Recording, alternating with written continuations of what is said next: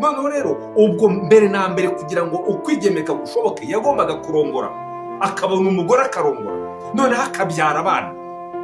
None se Kristo Yezu iyo abyara akuzuza isi akabyara, abana be bari kuba ari babi cyangwa bari kuba ari beza? Akarabasa kurugamo babikunka, akarabasa kuboneka barunji. Reka nkubaze ikibazo.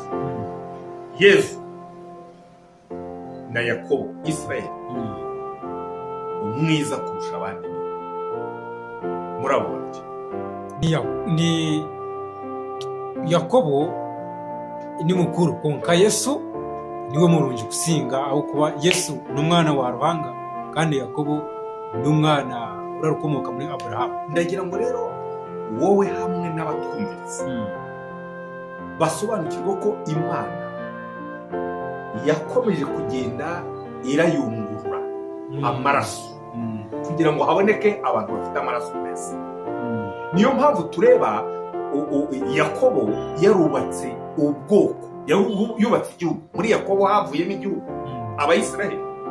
N'uyu munsi Abayisiraheli abantu barabazi, nubwo bishe umwana w'Imana, ariko n'uyu munsi, kuva uyu munsi aho umuyahudi ari, baramwubaha, baramutinya. Kubera iki? Kuko yari afite amaraso meza kurusha y'abandi. Amaraso yanyuze mu kayungirizo. Kandi noneho Isiraheli yavuye ku mugabo umwe. None se iyo Yesu nawe arongora akagira abana, ubu hashize imyaka 2000, abo bana be bari kuba buzuye isi, kandi noneho bafite amaraso meza kurusha amaraso ya Isiraheli. Icyo turakigendana. Imana yari kubihombye se cyangwa Imana yari kuba yungutse? Aho Ruhanga akaba arazi kuba ari umusinguzi kandi ari no gushemererwa. None se kuki Abakristo, abanyadini bo batajya mu nkweto z'Imana ngo barebe ugushemererwa, ukunezererwa kw'Imana?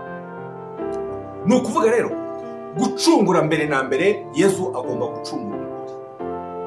Niwe yagombaga gucungura, akamubyaramo abana. Noneho ziriya ntumwa se, kuko yari afite intumwa zamwaki, yari kuzikorera iki?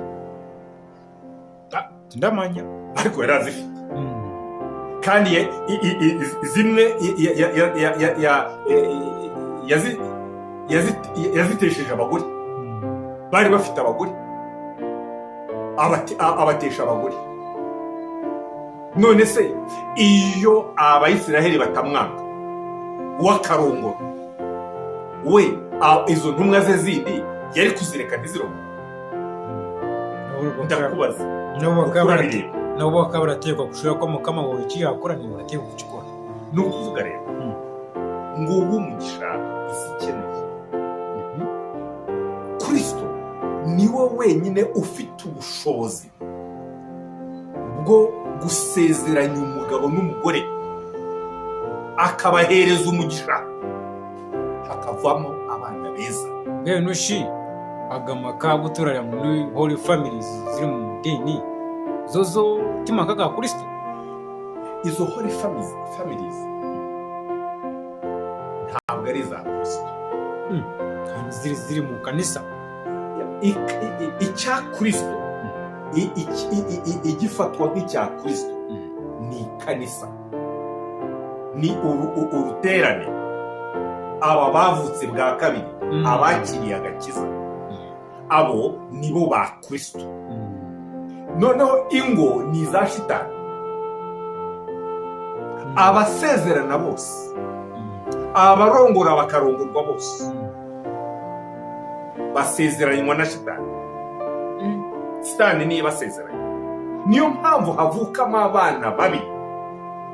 So abo bana babi rero nibo bakurura izi ntambara, kuko ni babi. Niyo mpamvu hagomba kuvuka abana beza, abana bafite urukundo rw'Imana. Abo rero nibo bubaka ubwami bw'Imana. Nta muntu mubi ufite amaraso ya shitani ushobora kubaka ubwami bw'Imana. kubera araba ari mubi. kuko ni mubi. Ni ukuvuga rero Kristo, kugaruka kwa Kristo, guhindukira kwa Kristo ni ukubaka ubwami bw'Imana.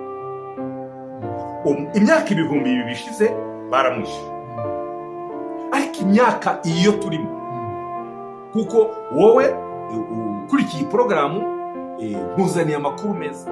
Kristo yagarutse mu mwaka w'1920, ariko abagombaga kumwakira ntibamwakiriye. Abagombaga kumwakira ni abanyadini, ariko Shitani yabashyize mu buroko. Ubu abanyadini nibo bantu babi kurusha abantu basanzwe. Imwe abanyadini mumbabarire, ntabwo ari ukuvuga ngo ndabatuka, ndababwiza ukuri kwambaye ubusa. Nimwe babi kurusha abantu basanzwe. Niyo mpamvu rero amakuru meza ndimo kubabwira, mwebwe cyane cyane mwebwe musanzwe murwanirira amahoro, murwanirira ubutabera, murwanirira umunezero, murwanirira ukuri, muve inyuma y'amadini. Amadini yere gukomeza kubasinziriza. Tuzehe hari ukuri kwaje, ukuri kwaraje, kuko Kristo yaragarutse. Yazanye ideology, ntabwo yazanye idini, yazanye ideology ya unificationism. Ni ingengabitekerezo y'ubumwe.